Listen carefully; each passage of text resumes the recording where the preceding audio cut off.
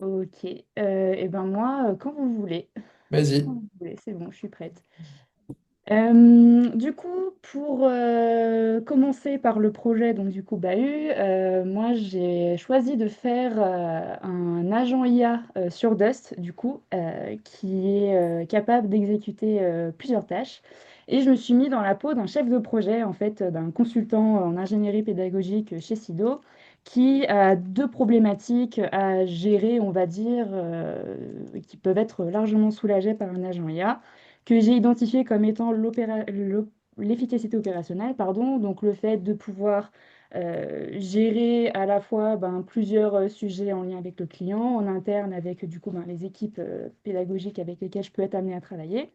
Et l'autre aspect, l'autre problématique qu'on a relevée grâce à l'audit de besoins, c'est cette nécessité d'externaliser un petit peu la charge mentale des chefs de projet ou des consultants, dans le sens où on a besoin d'avoir une visibilité un petit peu plus macro, une prise de hauteur sur tous les projets qui sont en cours, que ce soit au niveau du suivi du temps et donc du coup de l'argent qu'on met sur un projet, suivi des tâches, savoir un petit peu où tout le monde en est dans l'équipe au niveau voilà, vraiment production pure et dure et transmission des informations.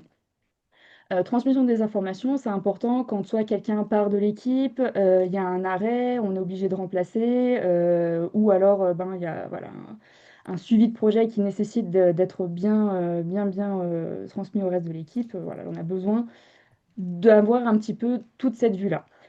Pourquoi je suis partie sur Dust? Parce que sur Dust, en fait, outre le fait qu'on peut avoir voilà, plein de modèles différents et qu'on peut créer des assistants, l'idée c'est d'avoir en fait un seul assistant, un petit peu comme un deuxième cerveau qui est capable en fait de m'aider à orchestrer un petit peu toutes ces tâches-là au quotidien facilement, sans que ça me demande trop de temps ou d'énergie pour que je puisse après moi me concentrer sur le vif du sujet, qui est donc du coup la production en fait pour mon client en ingénierie pédagogique.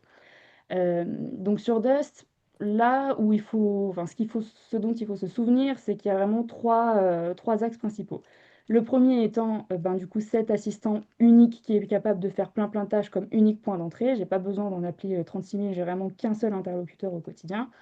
Le deuxième, ça va être de capitaliser sur la donnée d'entreprise, en fait, donc pas changer drastiquement du tout au tout l'environnement dans lequel un chef de projet chez Zido peut travailler. Donc je reste sur, par exemple, Google Workspace, là en l'occurrence, et j'ai déjà tous mes fichiers, tous mes historiques de projets à disposition. Et le troisième, ça va être du coup de pouvoir en fait générer du contenu précis basé sur la donnée d'entreprise, justement, pour pouvoir avoir en fait un cadre de suivi sur lequel je vais pouvoir me baser. Je vais pouvoir aussi avoir mon assistant qui va venir m'aider au quotidien sans que ce soit un changement trop drastique. Ça me permet de garder en tant que chef de projet de la flexibilité sur comment j'ai envie de m'organiser. Pour autant, ça me permet d'avoir un minimum de cadre et de suivi qui sera en fait géré complètement par mon assistant IA pour le coup. Donc les quatre tâches que mon assistant il va avoir, ça va être à partir d'une proposition commerciale de générer un brief de production. Ce que j'entends par proposition commerciale, c'est ce genre de document que je pourrais avoir. En fait, en tant que chef de projet, je vais me dire que je vais avoir en fait un document qui va reprendre un petit peu le besoin du client, qui va reprendre après la méthode utilisée, mon planning, mon budget. Je vais avoir en fait toutes les informations de production nécessaires. Et mon assistant, en fait, je vais l'appeler et je vais lui donner du coup la proposition commerciale et je vais lui demander de la mettre en production pour qu'il me génère un brief de production. Donc si je lui dis lance la prod pour You Know Why, démarrage au 1er octobre, parce qu'il faut qu'il ait une date pour pouvoir commencer sa proposition. En fait, lui, ce qu'il va faire, c'est qu'il va récupérer du coup la proposition commerciale et il va transmettre cette demande-là à un assistant qui est paramétré exclusivement pour faire en fait des briefs de production. C'est-à-dire qu'il a qu'une seule tâche en fait à faire, ce sous-assistant-là, c'est des briefs de production qui vont permettre de reprendre le budget, le planning, tous les jalons nécessaires en fait à l'orchestration du projet pour pouvoir avoir en fait un document sur lequel on va se baser pour pouvoir après faire nos to-do list, mettre ces tâches dans un agenda, avoir du suivi de projet avec le reste de mon équipe. Donc là, on voit que mon assistant, en fait, il vient de passer la tâche à l'assistant qui est en charge de réaliser ces briefs de production et sur lesquels je vais me baser après par la suite.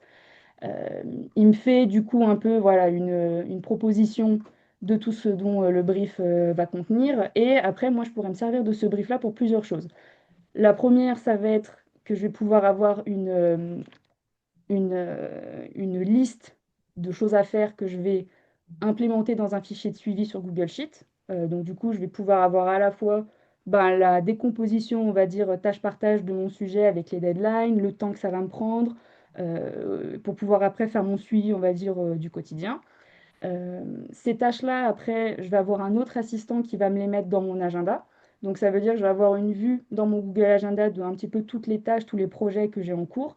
Et ça permet aussi aux autres membres de l'équipe avec laquelle je travaille, qui a accès à mon agenda, de voir ben, où est-ce que je suis sollicitée, pour quelles tâches, est-ce que je peux être sollicitée pour faire du dépannage sur un autre projet, est-ce que je vais être absente, ou alors est-ce que ben, mon agenda est beaucoup trop chargé pour le moment. Donc ça, c'est un peu le premier avantage que je vois à cet assistant-là, enfin selon moi. Le deuxième, c'est que il facilite la navigation dans bah, tout l'historique de projet. C'est-à-dire que là, je lui ai lancé la création d'un document, mais je pourrais très bien lui demander sur un autre projet que j'ai lancé qui est en cours, de me dire où est-ce qu'on en est qu'on a eu des points avec le client, il est où le suivi, etc. Donc ce que je vais faire, c'est que je vais lui demander où on en est pour le projet IMA, parce que je me souviens que c'est quelque chose qu'on a lancé. Et là, il va être capable en fait de parcourir tout son historique de connaissances et pouvoir me restituer bah, globalement où est-ce qu'on en est de ce projet-là. Est-ce qu'il y a eu des points avec un client pour pouvoir me faire un petit peu des recommandations sur là où on en est. Et je peux m'en servir aussi de cet axe-là pour pouvoir faire une note de transmission, par exemple, à un de mes collègues. Admettons que je parte en congé dans une semaine, bah, j'ai besoin de faire un petit peu un état des lieux, un récap de tout ce que j'ai fait pour pouvoir facilement faire une passation à mon collègue. Et ça, du coup, l'assistant me permet de le faire facilement, rapidement et en se basant sur des documents qui existent déjà. Euh, donc là, on peut voir aussi que du coup, il me donne un peu tous les changements s'il y en a eu, les actions urgentes si j'en ai à faire. Voilà, il a vraiment accès à toute cette donnée-là. En fait, il peut venir chercher dans sa base de connaissances toutes les informations. La base de connaissances, elle se présente en fait un petit peu comme ça.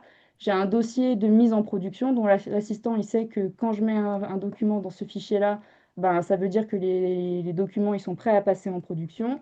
J'ai un dossier qui me permet d'avoir un petit peu toutes mes notes de suivi, mes comptes rendus. Donc, du coup, en fait, l'assistant, il a vraiment tout qui est bien logué, on va dire, par thématique, et il sait ce sur quoi il doit aller piocher pour pouvoir après faire sa restitution à l'utilisateur.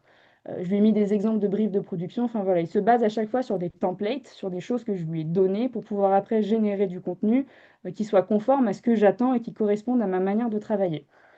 Euh, Ça, c'est vraiment les points les plus importants. Après, en termes de perspective d'évolution, pourquoi est-ce que c'est intéressant de passer sur Dust et pas sur une autre plateforme? C'est pour pouvoir connecter en fait cet assistant qui est donc du coup mon unique interlocuteur au quotidien avec d'autres outils. J'anticipe peut-être une question que je pourrais avoir par la suite, qui est du coup de connecter en fait Dust avec Discord. Je sais que Discord, c'est du coup le moyen de communication qui est privilégié, c'est Sido. Aujourd'hui, il n'y a pas d'intégration native qui existe sur Dust, mais avec une petite bricole technique, on peut très facilement imaginer, en tant que chef de projet, discuter directement avec son assistant depuis Discord. Et donc, du coup, vraiment de faciliter un petit peu l'intégration de cet outil au quotidien de manière assez fluide. L'autre perspective qu'on pourrait avoir, c'est de connecter notre assistant avec des outils ou des ressources publiques qui sont utilisées par des chefs de projet au quotidien et pour lesquels on a besoin de capitaliser sur une base de connaissances et un historique de projet. Je pense par exemple au BOAMP, donc le bulletin officiel des annonces de marché public, qui est du coup une manière pour SIDO d'aller trouver des appels d'offres et de voilà, trouver de nouveaux marchés. On pourrait imaginer du coup avoir cet assistant-là qui est connecté en fait avec le bulletin officiel des marchés publics et du coup de lui demander, en se basant sur tout l'historique de projet qu'on a déjà eu, avec le temps que ça a pris, les délais, la typologie de contenu à produire, de chercher, on va dire, des avis de marché public qui pourraient correspondre à ce que Sido serait en mesure de produire avec des idées de temps et de délai. J'ai terminé de présenter un petit peu globalement voilà, les tenants et aboutissants de mon agent IA. Maintenant, je peux répondre à vos questions ou approfondir certains sujets si vous estimez que je suis allée trop vite. Merci Hélène, t'es pile dans le timing, bravo. Moi j'ai une première question pour toi, parce que tu l'as mis en développement possible. Pour moi c'est en indispensable l'intégration avec Discord. Sinon, si tu fais pas dans Discord, comment tu fais pour accompagner ce changement? Quelle stratégie as-tu imaginé pour que les silos aillent sur Dust, outil qu'ils ne connaissent pas? Moi, ce que j'aurais imaginé, c'est en fait, ben, déjà, il y a une partie qui est incompressible à mon sens, c'est de faire au moins une présentation, une forme d'acculturation à comment l'outil fonctionne. Un des enjeux que j'avais identifié effectivement, bah, c'est cette connexion à Discord. C'est qu'en fait tout le monde passe par Discord, mais qu'il n'y a pas vraiment de process qui a été un petit peu préétabli en amont. Euh, pour moi, passer par DOS, ça facilite un petit peu cette idée de devoir intégrer un petit peu une forme de process, une forme de manière de faire, dans le sens où en fait avant on passait, bah, j'ai juste, de ce que je comprends, hein, j'ai juste ma proposition commerciale et à partir de ça, bah, je commence en fait à faire un petit peu mes tâches et établir mon projet. Là où en passant en fait sur Dust, directement et pas depuis Discord, c'est que du coup je converse avec un assistant qui est là pour m'aider aussi un petit peu à structurer, à mettre en place de manière un peu plus concrète et pragmatique ben, mes impondérables en termes de production. Mhm. Yuri, David? Écoute, bah déjà, merci, c'était très clair, super élocution, top, et le tout sans slide. Bah, respect. Je sais pas où étaient les slides, mais on les a pas vus, mais en tout cas, non, super, c'était hyper fluide. Ça me donne une petite impression, mais c'est juste une impression parce que je pense pas que ce soit ça, que tout était déjà un peu sur étagère dans Dust.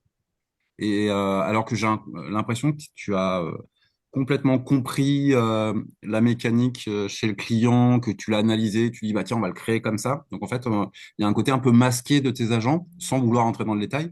Moi je voulais juste savoir ce que tu avais pu, comment tu avais orchestré ces agents, quel type d'outils. Tu vois, qu'on rentre un petit peu dans le moteur, mais t'es pas obligé de me montrer parce que je veux Je, pas je forcément voir, mais tu vois, tu t'exprimes un peu plus sur cette partie-là. Alors, je peux le montrer, mais je peux aussi le dire ben, sans le montrer directement. Mais en fait, sur Dust, on a la capacité en fait, de créer des assistants. Et on a, depuis quelques mois, c'était pas le cas il y a 6 mois, on a la capacité en fait de chaîner des agents entre eux, ce qui permet du coup en fait d'avoir un peu, moi je le présente un peu comme un assistant ombrelle. En fait, on a vraiment le routeur en fait, qui du coup lui est l'orchestrateur vraiment au quotidien. C'est celui qui vient m'aider en fait à savoir, ben, à partir de ma demande, est-ce qu'il doit me réorienter vers une création de to-do list, est-ce qu'il doit m'orienter vers une création de brief. Donc je vais avoir en fait pour chaque besoin, un sous-assistant qui est paramétré vraiment tip-top pour faire uniquement cette tâche. Donc j'ai mon assistant qui me génère mes briefs de production à partir d'une proposition commerciale. J'ai mon assistant qui, lui, ben, du coup, me fait mes to-do list et vient après les imputer dans un Google Sheet. J'ai mon assistant qui, en fait, à partir ben, du coup, ben, de toutes ces informations-là, est capable de venir, parce qu'il est connecté à mon agenda, venir mettre les tâches dans mon agenda avec le temps estimé que ça va me prendre. Et le dernier, du coup, c'est mon assistant qui me fait mes notes de suivi, où lui, du coup, en fait, son unique tâche, c'est de s'assurer d'avoir à chaque fois la proposition commerciale, le brief de production, et puis toutes les notes qui ont été créées au fur et à mesure pour s'assurer qu'il y a vraiment une cohérence de A à Z avec le projet et la demande. Ok. Euh, Et du coup, qu'est-ce que toi, quels ont été les points les plus sensibles ou les difficultés justement dans cette orchestration ou dans les outils? Qu'est-ce que tu retiens en fait de cette expérience et de te dire, tiens, là maintenant que je l'ai fait, refait, cassé, recassé et maintenant ça fonctionne, qu'est-ce que je retiens? Et finalement, parce que là finalement on parle de Dust et des orchestrateurs. Qu'est-ce que ça a changé dans ta vision justement de la création d'agents et d'orchestration? c'est quelque chose que je faisais déjà avant, mais qui a vraiment remis l'accent, on va dire, sur le type de documents et la manière dont ils sont soit nommés, soit rangés. En fait, Si je prends par exemple le cas de mon assistant qui crée mes notes de suivi, en fait, ça implique d'avoir une base de données en fait derrière qui est extrêmement bien organisée, dans le sens où il faut impérativement que ben, mes briefs de production initiaux ils soient nommés de manière très très claire.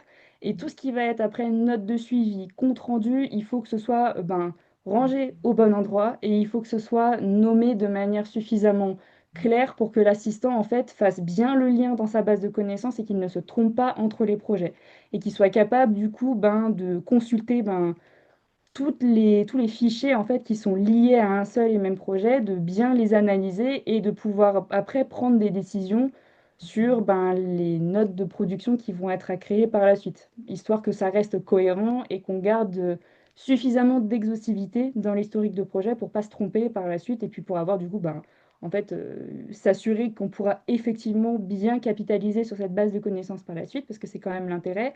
Si je reprends l'exemple d'après, ben, chercher des offres de marché public avec un bon historique projet, il faut que cette base de données-là, de base, elle soit vraiment propre et elle soit la plus structurée possible. Sinon, il y a trop de risques d'erreur. Et cette logique-là, en fait, c'est là où j'ai passé un petit peu de temps pour être bien sûr de comment je voulais que mon assistant il aille chercher les informations et comment il doit les restituer en fonction de la demande de l'utilisateur aussi. Il y avait un peu cette part d'imprévu de l'humain, si je puis dire, d'être sûr que l'assistant il réagit bien quand on lui soumet une requête. Ok, hyper clair. J'ai le droit à une deuxième question ou pas? Bien sûr. En fonction euh, justement des tâches bon, des outils et des agents, euh, est-ce que tu as pu tester différents types de LLM, voire de modèles associés? Et est-ce que du coup, tu as un feedback à faire sur ce sujet-là? Oui, j'ai testé mon assistant, je l'ai testé en priorité d'abord sur GPT. GPT-4 avant que GPT-5 soit dispo. Et j'avais trouvé que ça fonctionnait bien. Par contre, dans les briefs de projet et dans la capacité à vraiment bien décortiquer toutes les tâches, je trouvais qu'il allait pas assez loin et qu'il restait vraiment très en surface. Dans le sens où il était bien capable en fait de me décomposer ben, par phase, par date, mais il mettait pas suffisamment de détails ou d'éléments concrets en face des to-do list. Là où, par exemple, avec Claude, j'ai moins eu ce problème. Il était quand même, j'ai eu beaucoup moins d'erreurs sur le fait de rajouter, bah, par exemple, un volume en jours et non pas en heures à une tâche, de bien le décomposer en fait très clairement avec des mots-clés métiers, par exemple, en fait, dans le descriptif des tâches. J'ai trouvé que Claude là-dessus était beaucoup plus performant. Ok, super. Merci pour ton feedback. C'est bon. Moi, j'ai une ou deux questions si on a le temps, je me rends pas Vas-y, compte. c'est bon. Euh, de ce que je comprends, tu arrives vis-à-vis de Clarence, si je me mets dans la peau de Clarence, sans les cheveux, tu arrives à une proposition qui va être de dire, OK, vous avez des process, on les modifie, ou en tout cas, on les assiste avec IA. Le propos, il est là en soi, de ce que je comprends. Donc, j'aurais aimé plutôt au moins un schéma ou une slide qui fait un récap de tous tes agents et de l'orchestration de ces agents-là. Et donc, si je me mets dans la peau de Clarence, j'aurais deux questions. La première, est-ce que Dust permet le travail en collaboratif au sein d'une discussion auprès d'un agent? Ou est-ce que c'est forcément via un compte séparé et t'as pas accès aux autres discussions?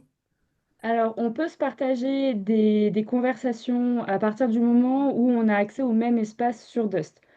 Par contre, moi, là où je mets un petit peu d'attention, c'est qu'effectivement, on peut être plusieurs à partager une conversation et donc du coup à interagir à plusieurs dans une même conversation. Ça peut être très pratique, mais ça peut aussi être source de problèmes parce qu'encore une fois, on peut être différent, on peut avoir différentes manières de raisonner ou de fonctionner par rapport à un seul et même problème. Et donc du coup, si on n'a pas tout à fait les mêmes manières de fonctionner, ça peut envoyer des signaux contradictoires peut-être à l'assistant et donc du coup, ça peut engendrer des confusions par la suite. Enfin, ça, c'est juste ma vision, on va dire, très pragmatique du partage de conversations sur Dust, mais c'est complètement possible. Ok. Et alors, deuxième et dernière question de ma part, d'un point de vue, si tu devais enfin, me recommander cette solution-là auprès de Clarence, entre je prends des licences de Dust à tous mes salariés, ce qui va représenter un coût élevé, et je développe une solution sur NVIDIA de type agentique de la même façon, mais qui sera du coup moins cher en termes de maintenance, enfin de licence, mais peut-être plus cher en termes de développement. Qu'est-ce que tu recommanderais du coup à Clarence? Moi, je lui recommanderais quand même de passer sur Dust parce que je pense que la maintenance est quand même pas si simple que ça sur N8N, dans le sens où euh, s'il y a des mises à jour ou des notes qui changent. Enfin, en tout cas, ça, c'est un petit peu mon retour d'expérience par rapport à enfin, sur une automatisation classique, on va dire. Je pense que sur DOS, c'est beaucoup plus simple à maintenir et c'est aussi plus clé en main. Dans le sens où on parlait tout à l'heure de un peu sur étagère, c'est-à-dire qu'en fait, sur Dust, on a plein de possibilités de créer des assistants qui sont très simples et de définir, on va dire, quelles connexions on leur donne, quels outils on leur donne. Et en termes de flexibilité et de customisation, je trouve qu'on va aussi beaucoup plus vite que sur NUTN. Et donc, du coup, ça justifie le budget en fait, qu'on va mettre sur des licences ou des comptes qui seront après partagés dans l'entreprise. Merci Ok, pour merci. ta réponse. Tu passes au projet entreprise? Tout à fait. Je passe au projet entreprise qui est, si je retrouve ma souris, hop, qui est juste ici. Hop. En principe, vous voyez toujours bien mon écran. Ouais. Tout à fait. Très bien. Du coup, pour ce coup-ci, j'ai fait une présentation parce que c'était plus tangible pour moi de le présenter de cette manière-là. Donc moi, mon projet structure que j'ai fait du coup au sein de Citadel, enfin Society et Citadel cette année, c'était du coup en fait d'accompagner et d'intégrer l'intelligence artificielle générative dans un groupe qui comporte plusieurs entités avec différentes expertises. Donc c'est du média, du social media, enfin, voilà, des agences créatives, de stratégie marketing, de communication, etc. Donc, le but, en fait, de cette année, c'était de sensibiliser, d'acculturer, de faire monter en compétences entre 200, à peu près 230 collaborateurs répartis sur 4 sites, donc Lyon, Paris, Nantes et Bordeaux, tout en s'adaptant à leurs différents métiers, mais aussi à leur niveau de maturité par rapport à l'IA. On a fait face à voilà, une population de personnes qui est très intéressée par le sujet, mais qui n'a pas tout à fait la même sensibilité ou le même historique, on va dire, d'usage, et ça a engendré un certain nombre de challenges. Mais voilà, le but, c'était que d'ici la fin de l'année 2025, 100% des collaborateurs soient autonomes sur l'IA générative, qui soient capables de créer des assistants et de pouvoir l'appliquer aussi après à leurs différents métiers respectifs. Euh, pour mener ce projet-là, on commence toujours enfin, on a commencé par déjà en fait cadrer le besoin, faire de l'audit, se renseigner, on va dire, sur concrètement quel était l'état des choses.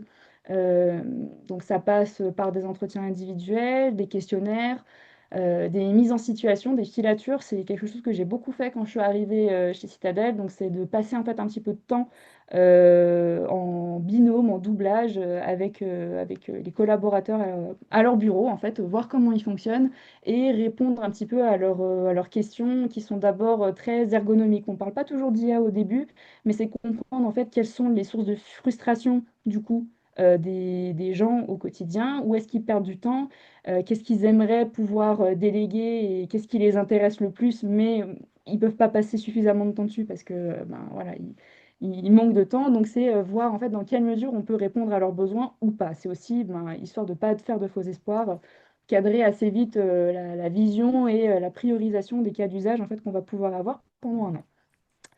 Euh, la deuxième partie, du coup, c'est une fois qu'on a bien défini un petit peu les priorités, qu'on a pris la température, qu'on a allé parler avec les gens, le but, c'est du coup ben, de déployer ça de manière opérationnelle.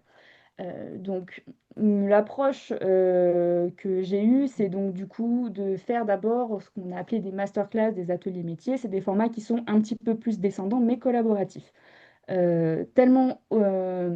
C'était tellement obvious pour moi que je ne l'ai même pas dit, mais en fait, on est passé du coup par l'intégration de Dust en fait dans notre groupe. C'est un peu la solution qu'on a mis en place en fait pour pouvoir donner une plateforme aux collaborateurs pour utiliser l'IA générative et se créer des assistants. Donc l'idée, c'était déjà qu'on onboard suffisamment bien les collaborateurs à cet outil-là, parce que passer de ChatGPT à d'autres solutions, en fait, en peu de temps, bah forcément, les gens, ils comprennent pas pourquoi c'est différent, pourquoi est-ce qu'on passe à un nouvel outil. Donc le but, c'était ben, de présenter l'outil, de faire une prise en main, de justifier pourquoi est-ce qu'on partait dans cette direction-là et de pouvoir répondre aussi aux questions des gens sur l'intégration d'une nouvelle technologie. Donc voilà, ça a été un peu de format descendant, mais aussi beaucoup, beaucoup de temps en fait d'accompagnement personnalisé où je me suis rendue dispo pour les gens pour ben, les accompagner un petit peu dans la nouvelle utilisation de cet outil, quoi. Dans les challenges qu'on a eus en principaux, enfin moi j'en relève vraiment deux. Le premier étant la préservation de l'expertise humaine, pas du côté de l'équipe intégratrice, donc experte, mais plutôt du côté audience, en fait, public, celui qui va recevoir cette formation-là et cette intégration. On entend beaucoup parler aujourd'hui un peu de la peur du remplacement de son métier par l'IA, parce que forcément, ça touche ben, énormément d'univers. Il y a des métiers qui sont un petit peu plus touchés que d'autres, et donc, du coup, les gens ont aussi beaucoup cette crainte en fait d'être remplacés par une machine, par quelque chose d'automatique qui n'a pas de sentiment, qui ne comprend pas la subtilité, et surtout qui, a priori, n'a pas 10 ans ou 12 ans d'expérience, alors que c'est le cas, par exemple, des consultants qui travaillent dans ce métier-là depuis des années, quoi. Donc le but, c'est de vraiment positionner l'IA comme un outil qui vient augmenter les capacités et non les remplacer. C'est d'accompagner en fait les gens dans ben, cette nouvelle ère digitale humaine en fait où il faut composer avec ben, à la fois le changement des technologies et les métiers qui évoluent aussi voilà, de manière très pragmatique. Donc en montrant où est-ce qu'on peut libérer du temps, en fait, on se concentre sur la valeur ajoutée de l'IA qui est, ben, en fait, si elle fait les tâches redondantes dont j'ai pas envie de m'occuper, ben, en fait, je peux vraiment exprimer mon expertise au quotidien et c'est là où vraiment mon conseil, mon expérience a toute sa valeur et tout son sens. Le deuxième, c'est d'accompagner le changement et de ne pas sous-estimer le facteur humain. Ça paraît assez évident quand on le dit comme ça, mais au final, on risque toujours un petit peu de sous-estimer la résistance au changement. Dans le sens où si on ne présente pas très clairement aux gens pourquoi est-ce qu'il y a un changement, quelle est la vision, quels sont les objectifs en fait qu'on a définis en amont, et ben forcément en fait les gens ne comprennent pas et ne souhaitent pas en fait changer leur manière de faire. C'est beaucoup de pédagogie et beaucoup d'écoute active en fait pour montrer aux gens qu'on n'est pas là pour changer drastiquement leur manière de fonctionner, mais on est plutôt là pour les aider en fait à adopter les nouveaux outils et les nouvelles clés en fait qui vont pouvoir leur permettre de gagner du temps et de faire leur travail aussi bien, si ce n'est même encore mieux que ce qu'ils ne le faisaient avant, parce qu'ils vont avoir plus de temps pour les choses les plus importantes. En termes de résultats, nous, ce qu'on a constaté, c'est que du coup, ben, on est à 100% d'adoption en fait, de l'IA générative et donc du coup, plus largement de Dust en fait, en interne dans le groupe Citadel, où en fait les gens ont désormais maintenant vraiment ce réflexe en fait de se dire, ben, cette tâche-là, elle me prend énormément de temps, est-ce que je pourrais pas soit en faire un assistant, soit l'automatiser? En fait, on a réussi voilà, à faire en sorte que les collaborateurs, ils voient ça vraiment comme une vraie aide au quotidien pour ben, se concentrer sur ce qu'ils savent vraiment faire et ce qui les intéresse aussi le plus. Donc ça fait plus de 200 personnes formées, c'est à hauteur de 230 personnes sur l'année et plus d'une centaine d'assistants qui ont été créés. Alors au total, il y en a beaucoup plus, mais je parle d'assistants en fait, qui ont été peut-être créés, puis modifiés, puis en fait supprimés parce que, ben, petite erreur de jugement, on s'est rendu compte que c'était pas tellement un assistant qu'il aurait fallu faire, mais plutôt une autorisation. Enfin, il y a eu vraiment cette culture de tester, de curiosité, voilà, de s'approprier aussi un petit peu l'outil qui a permis ben, de pouvoir faire vraiment des gros gains de productivité au sein des équipes. On parle de parfois 2 heures de gagné jusqu'à une demi-journée en fait grâce à un assistant qui est capable d'automatiser un grand nombre de tâches. Et ça, c'est un des arguments phares en fait pour les collaborateurs pour pouvoir après ben, s'approprier et utiliser vraiment de manière quotidienne un nouvel outil pour lequel ils avaient au début des récalcitrances. En perspective d'évolution, moi ce que je vois pour un projet de cette envergure, c'est du coup de passer vraiment d'une logique outil à une logique process. Dans le sens où maintenant c'est acquis pour les gens, en fait, d'utiliser l'intelligence artificielle au quotidien sur des tâches bien identifiées, c'est toujours en lien avec cette, voilà, cette résistance au changement et cette valorisation de l'humain. Vraiment, on le recentre euh, de manière, enfin vraiment, on le remet vraiment au centre de toute chose. C'est que du coup, l'IA aujourd'hui, ça devient en fait un outil à part entière et ça doit en fait faire partie de comment les gens voient leur processus métier évoluer. Ça change leur manière de faire, mais ça doit se faire avec intelligence et fluidité, on va dire, pour assurer que l'intégration et l'usage de l'IA générative, ce soit quelque chose de pérenne et, et que en termes de qualité, de valeur et de ce que l'humain est capable d'apporter, en fait, on soit toujours sur des standards qui sont très très hauts et qui sont juste augmentés par l'intelligence artificielle et non pas remplacés. Euh, pour moi, ce que j'aime le plus, en fait, et ce que je trouve le plus intéressant en perspective et dans un projet d'intégration IA comme celui que j'ai pu faire cette année chez Citadel, c'est de cultiver un petit peu l'expérimentation, l'itération, on va dire, des gens. J'ai passé pas mal de temps à les rassurer sur ce qu'ils pouvaient faire, sur les champs des possibles qui s'ouvraient à eux, le fait qu'ils avaient le droit de se tromper, etc. Et je pense que ça a quand même pas mal contribué à ce que du coup, ce soit vraiment vu aujourd'hui comme une opportunité et quelque chose qui les motive, plutôt que comme une contrainte et quelque chose qui va leur prendre leur place au quotidien. Voilà, j'ai fait globalement le tour. Si vous avez des questions, des sujets que vous voulez approfondir, je crois que je suis pas trop mal dans le timing maintenant. Ouais, t'es pas mal dans le timing, t'es pile à 10 minutes, bravo. Moi, j'ai plein de questions pour toi.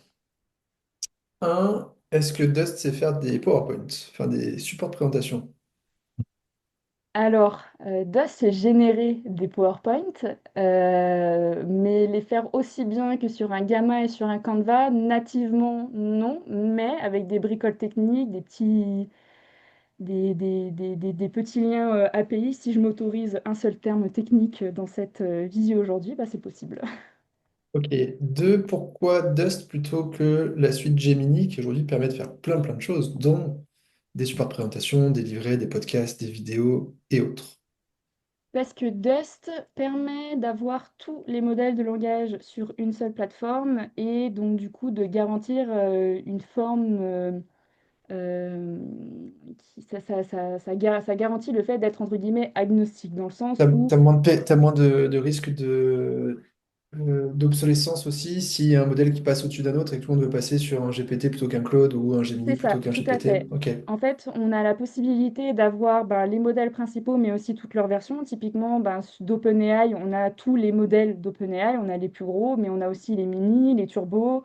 On a toutes ces versions de modèles-là, donc ça permet d'avoir un peu plus de choix, à la fois sur la sortie, on va dire la patte du contenu qu'on a envie d'avoir. Et si on travaille pour des clients et qui sont OK avec le fait qu'on utilise l'intelligence artificielle pour réaliser certaines tâches, il y en a certains qui vont vouloir, par exemple, qu'on utilise absolument Mistral et pas un autre modèle, parce que du coup, aujourd'hui, le seul modèle français qu'on peut avoir, c'est Mistral. Donc ça permet d'avoir tout et de pouvoir changer si par exemple un jour OpenAI tombe en rade, ne fonctionne plus, on peut passer sur Mistral ou on peut passer sur Claude. Et j'ai une dernière question pour toi. Comment fais-tu pour permettre à tes collègues d'avoir des idées d'agents ou d'assistants? Parce que pour beaucoup former à ce sujet ou rencontrer des gens sur ce sujet, je trouve que oui, on peut faire plein de choses, mais le problème, c'est que les gens n'imaginent pas ce qu'on peut faire ou n'arrivent pas à voir ce qu'on peut faire et qu'il y a presque une phase d'idéation à mettre en place ou de montrer des exemples comme celui que tu as fait pour Sido, parce que tu vois que ça peut donner des idées à d'autres agences. Je vois que David t'a posé plein d'idées, donc ça peut être que chez lui aussi, ça l'a titillé en disant, bah tiens, on a un modèle d'agence et finalement ça peut nous convenir, mais qu'il y a ce besoin d'exemples et de montrer ce qu'on peut faire et qui marche, parce que des choses qu'on peut faire, il y en a plein, mais qui sont réellement utiles, il n'y a pas tant que ça parfois. Alors moi, ce que j'aime bien faire, c'est quand, par exemple, soit je découvre des nouvelles fonctionnalités sur Dust ou je trouve un peu des cas d'usage sur Internet qui me paraissent intéressants. J'essaye déjà de me les approprier et de les reformuler de sorte à ce que ce soit euh, plus concret et tangible pour des gens qui ne sont pas dans la technique et qui en fait sont vraiment juste intéressés par je veux gagner du temps et qui ne comprennent pas exactement comment ça marche. Donc je passe d'abord par cette phase un petit peu de recherche et d'appropriation de mon côté. Et ce qui marche le mieux, je trouve, c'est de s'appuyer sur des utilisateurs lambda qui ont déjà en fait une utilisation, même si elle n'est pas poussée de l'IA, en fait, ils ont déjà beaucoup de réflexes et une forme de curiosité, on va dire, qui permet de vulgariser et d'expliquer plus concrètement et plus pragmatiquement en fait tout ce qu'on peut faire avec l'IA. Là, moi, la difficulté que je vois, c'est que même en essayant de me mettre au plus possible à la place des gens et de leur montrer concrètement ce qui est possible de faire, c'est toujours plus facile et plus clair pour eux quand ça passe par quelqu'un qui s'est approprié le sujet et qui part en fait du même environnement qu'eux. Donc ça, c'est quelque chose que j'essaye de faire au maximum et mon lien avec les équipes en fait me permet de pouvoir repérer un petit peu ben, ces utilisateurs, on va dire ces power users pour pouvoir après ben, faciliter un peu l'intégration avec les autres collaborateurs. Merci, je m'arrête là parce que vraiment, j'ai pas de questions et je pique du temps à David et Yuri. David, Super presse, hein, comme tout à l'heure. oui. Félicitations. J'ai pas forcément de questions. En tout cas, je suis content qu'il n'y ait pas trop de détails sur Citadel parce que quelque part on est concurrents, donc ouais, un peu, on travaille sur la même chose. Donc au moins il y a pas de voilà, il y a pas de problématique par rapport à ça. Donc en fait, tu décris vraiment le projet de transfo d'une entreprise qui est en mode multi-agence, etc. Donc, je pense que tu pourrais même pratiquement renommer l'intitulé de ce projet-là, quoi, parce que c'est vraiment une partie de transformation, c'est important. L'ayant fait un peu aussi au sein de mon entreprise, moi, j'ai toujours eu, et j'en ai encore du mal, et je voulais te poser cette question, de te dire comment je fais. Tu as un petit peu répondu là juste avant, mais comment je fais pour prendre les personnes qui sont vraiment, qui ont vraiment une Récalcitrante. problématique avec l'IA, qui se disent dans mes l'IA, et chez nous, ça peut être des personnes hyper tech. Je pense que c'est Yannick et Robin qui ont trouvé la solution, ils les virent direct, comme ça, il n'y a plus de problème. Non, vas-y, Hélène, Exactement. comment tu fais pour ceux que tu peux pas virer? Non, mais même pas, non, c'est pas ça. C'est de se dire, voilà, comment tu les prends? Mm. Tu disais, oui, Oui, bah, tu mets oui. quelqu'un qui a le même niveau et tu lui montres que tu peux faire et tout ça. Mais est-ce que tu arrives à, quand même à bouger les choses ou finalement tu te dis, bah oui, il faut qu'on parte du principe qu'on ne pourra pas monter tout le monde, tout le monde là-dessus, quoi. Ouais. Alors moi, je suis très pragmatique dans cette approche. J'essaye de me dire que en fait, on fait tout ce qu'on peut pour rendre le sujet tangible, pour le rendre concret, argumenté, mais en fait, on ne peut pas lutter on peut pas lutter contre l'humain, on peut pas lutter contre quelqu'un qui n'a pas envie. Ça, c'est quelque chose que j'ai vraiment compris cette année. J'ai réussi à faire intégrer l'IA à partir du moment où en fait, ben, les gens avaient envie, étaient motivés, étaient intéressés par le sujet. Mais si on se retrouve face à quelqu'un qui fait vraiment vent debout contre l'intégration d'une technologie, malheureusement, j'ai pas la solution parce que pour le coup, je pense que c'est vraiment propre à l'humain. Ce qu'on peut essayer de faire en revanche pour essayer enfin pour minimiser un petit peu le problème, c'est composer avec. En fait, au final, il faut faire un compromis. C'est ben, déterminer en fait à quel moment des process cette personne-là peut être problématique. Et je ne parle pas de virer quelqu'un, mais plus en fait de lui expliquer. euh, Pourquoi ben, on continue d'intégrer soit une nouvelle technologie, soit de l'IA à ce moment-là du process. Et ce qu'on peut essayer de faire, c'est peut-être plutôt essayer de réorganiser un tout petit peu les choses pour que ben, dans la partie, enfin, dans le scope de responsabilité de cette personne-là, ben, elle puisse en fait continuer de fonctionner sans que du coup ben, elle ait à trop mettre les mains dans cette technologie ou que ça n'impacte ou que le fait que ça, son non-désir plutôt d'utiliser la technologie bah, vienne saboter le process en cours. Pour moi, en fait, c'est une petite gymnastique, on va dire, de manière Isolement. de fonctionner. Et là, pour le Ok. coup, on touche au process, très clairement. C'est aussi le nerf de la guerre, pour être sûr que, ben, au plus possible, toutes les parties soient contentées. Ok, super. Merci pour ta réponse. J'ai une autre technique pour toi, David. Moi, il y a 3 ans, Yuri avait des cheveux. Je l'ai envoyé au front pour essayer de convertir les sidos. Depuis, il n'a plus de cheveux. Donc, toi, n'y va pas parce que je ne sais pas ce qu'ils peuvent enlever. Mais avec le temps, il y a quand même eu. Enfin, on a quand même plus de la moitié de la boîte maintenant sur notre compte GPT équipe. Après, ils veulent pas tout et ça prend du temps, mais ça infuse. petit à petit, même si ça va jamais assez vite aux yeux de notre ami Yuri. La preuve par l'exemple en permanence, c'est ça qui fonctionne. Il y a un truc à un moment qui va les toucher, hein. Oui. Oui, mais après encore, C'est peut-être là où enfin, j'irais. ouais. Non, mais Toi, rebondir aussi sur t'étais Hélène et sa presque trop. capacité, je pense, à écouter et analyser le besoin de ses salariés, parce que du coup, c'est ce qu'elle a fait preuve au niveau de la formation. Donc, je pense que c'est aussi cette capacité d'identifier les pain points de ses collègues et justement de trouver la solution. De pas arriver en disant j'ai l'IA pour vous, mais plutôt d'identifier qu'est-ce qui me fait chier dans mon quotidien Mm. professionnel et d'y apporter une solution. Moi, Et, j'avais juste. Pardon, ouais. vas-y. Et juste, je me permets de rebondir parce que je sais pas quel est mon rôle, mais juste pour dire, c'est au final, en fait, quand ils te donnent leurs problèmes, ils sont contents d'écouter la solution que tu as à leur apporter. Parce que c'est eux qui Mhm. donnent leurs problèmes. Donc, en fait, nous, on n'est pas là pour convaincre. Et donc, au final, ils sont contents qu'on apporte une solution à un problème qu'ils ont exprimé eux, quoi. Mm. Complètement. Non, bah bravo Hélène, c'était super. J'ai juste une petite question. Je vais me commencer à me demander si t'es pas payé par Dust pour en parler autant. Mais tu finis de me convaincre de la solution. Ma seule question, c'est quand j'ai vu plus de 100 assistants créés, j'ai commencé à avoir un peu le tournis. Je sais pas comment vous êtes au niveau de la boîte. Il a dit 140, je crois, il y a écrit tout à l'heure. C'est ça, hein?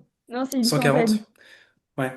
Et la question que je me pose, c'est du coup, 220, ouais. comment vous gérez l'après ça, en fait? C'est-à-dire que vous avez chaque salarié a un peu ses process, ses assistants, etc.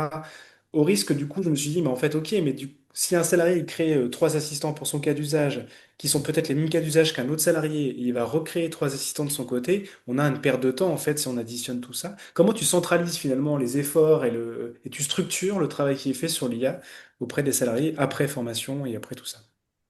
Alors déjà sur Dust, j'ai des statistiques pardon, d'utilisation, ce qui me permet en fait de voir déjà en fait, tous les assistants qui sont créés, voir comment ils sont utilisés, par qui, pour pouvoir détecter un petit peu le shadow IA d'une certaine manière.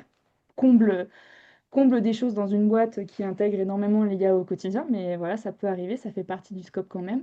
Et en fait, pour contrecarrer ça au maximum, parce qu'il y a toujours une part de peut-être 1% qui n'est pas dans nos mains, c'est dans toutes les formations qu'on fait, dans les ateliers, le temps qu'on passe en fait avec les gens, ou même avec les power users qui sont peut-être aussi un petit peu plus force de proposition de création d'assistants, c'est qu'on rappelle nécessairement le fait de discuter avec ces équipes, justement. En fait, le but, c'est d'essayer de trouver un petit peu soit des petits pôles ou des BU, en fait, en fonction de comment les organisations sont structurées, pour voir le nombre de process qu'on est capable de mettre en commun et déterminer, quand on crée des assistants, être sûr que si on doit le faire une deuxième fois, c'est parce qu'il y a une nécessité soit de le personnaliser avec la base de connaissances, par exemple, soit il n'y a pas besoin et tout le monde peut utiliser l'assistant. C'est quelque chose qu'on a toujours rappelé et qu'on continue de rappeler quand les gens nous posent des questions. Parce qu'effectivement, on peut très vite se retrouver dans de ce cas de figure-là où on a beaucoup trop d'assistants pour parfois les mêmes tâches. Ça, c'est quelque chose qu'on a constaté peut-être à 5 6 mois, justement, grâce aux statistiques Dust, et on a pu recadrer un petit peu la méthode ou les indications, en tout cas, qu'on préconisait aux collaborateurs pour éviter de trop se retrouver dans ce genre de situation, effectivement. Et pour précision, Yuri, on est 220, mais les assistants qu'on a le plus, c'est plutôt les assistants de marque. Donc, tu vois, pratiquement à chaque client, on a un assistant, ce qui explique qu'on arrive à des Ouais, centaines rapidement. aussi. Ok. Donc, vous avez un assistant qui n'est pas transversal, vous en créez un pour chaque Non, marque, du coup. ça dépend, mais en tout cas, en rédaction, c'est transversal. Mm. Tu Ok. vois, ça dépend des expertises sur lesquelles on est. Il y a des assistants sur des tâches spécifiques, mais on a de toute façon des assistants par client qui ont la tonalité, la rédac, le contenu Mm, adapté à celui-ci, quoi. tout à fait. Ok. Ce qu'a dit Hélène, c'est aussi la rationalisation avec les agents maintenant qui permettent d'orchestrer. Mm, Donc là, on passe à une deuxième, une troisième ou une quatrième phase de rationalisation grâce à l'orchestration. Ouais. mm. Et vous avez mis en place, je me permets juste des automatisations après, du coup, derrière tout ça? Ou est-ce qu'on est sur du copier-coller? Euh, Est-ce que vous Tu avez veux mis en dire place dans la le création déploiement de... dans le déploiement des assistants ou des automatisations dans les assistants? Ouais, enfin, du coup, de ce que je comprends, vous avez mis en place un certain nombre d'assistants au sein de Dust. Hmm. Et ces assistants-là, du coup, ça reste du copier-coller. Ça, vous avez le contenu qui est généré et puis vous copiez-coller autre part. Ou vous avez mis en place un certain nombre d'automatisation et d'intégration avec d'autres suites logicielles, je sais pas, de la planification, Ouais. création de Euh, documents? ça dépend parce que, alors, j'en ai pas trop parlé parce que, bah, enfin, faut aussi que je choisisse un petit peu ce que je voulais présenter dans mon sujet, Mhm. mais sur Dust, en fait, maintenant, on peut faire des déclenchements, c'est-à-dire qu'on peut avoir programmé un assistant en langage naturel pour qu'il exécute des tâches. Après, si on veut qu'il puisse aller vraiment plus loin que dans Dust, il faut le connecter en fait avec des N8N ou des Make en fait en plus de Mhm. ça. Ça, c'est quelque chose Donc, qui est possible. Nous, ça s'est pas trop appliqué au cas d'usage en fait qu'on a eu jusqu'à présent, mais c'est quelque chose qui est complètement envisageable. ok. Ok, bah, merci Hélène, on arrive sur la fin. Peut-être si Robin et Yannick, vous voulez glisser un petit mot sur cette année d'alternance avec Hélène. Bah, avec plaisir. De toute façon, elle le sait, mais autant se le dire à nombreux. Nous, on est ravis de t'avoir avec nous, Hélène. Et voilà pour le travail que tu fais, l'énergie que tu y mets. Et voilà, et on va grandir ensemble. Et on est très content que tu puisses continuer sur ce chemin. Plaisir partagé. Mm. Elle a signé son CDI vendredi. Et, euh, et c'est aussi, c'est un peu ce que tu as dit, David. Moi, c'est d'aller dans ce sens. C'est que ce que je peux rajouter, c'est que c'est vraiment de la transfo. C'est un plan de transfo, quoi. Donc, effectivement, elle aurait pu appeler son projet aussi comme ça parce que c'est dans ce qu'elle met en place, c'est bah, un, la compréhension, deux, le dialogue, trois, l'implémentation, quatre, l'accompagnement. Donc voilà, c'est assez clé parce que sans ça, en fait, bah, comme vous l'avez dit, il y a le changement, il est beaucoup humain et donc il faut accompagner ça. C'est pas juste un outil, quoi. Et moi, je te félicite, Hélène, pour ce que c'est du coup, c'est ma sixième présentation de la journée.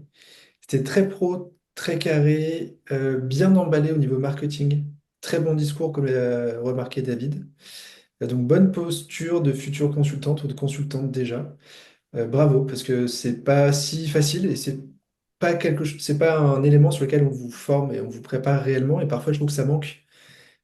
Même quand le travail est très bon, toi, Chèque, en plus, techniquement, tu es très forte. Donc, c'était cool d'avoir l'autre partie où tu pouvais montrer que, bah, en plus, tu étais capable de vendre ton travail. Parce que c'était ce Ouais, qu'on demandait lors des pitchs et tu l'as très bien fait. Félicitations. ça manquait effectivement peut-être de slides.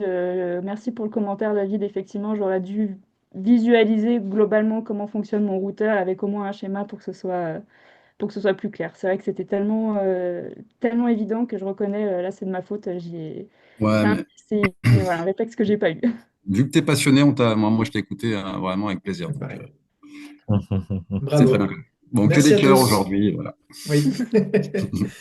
Merci Hélène, merci Merci Yannick et merci à vous Robin. trois. Merci, bah, bon À courage au bientôt. reste, hein. Au Tous. revoir. Salut. Au revoir. Ciao. Bye. Ciao.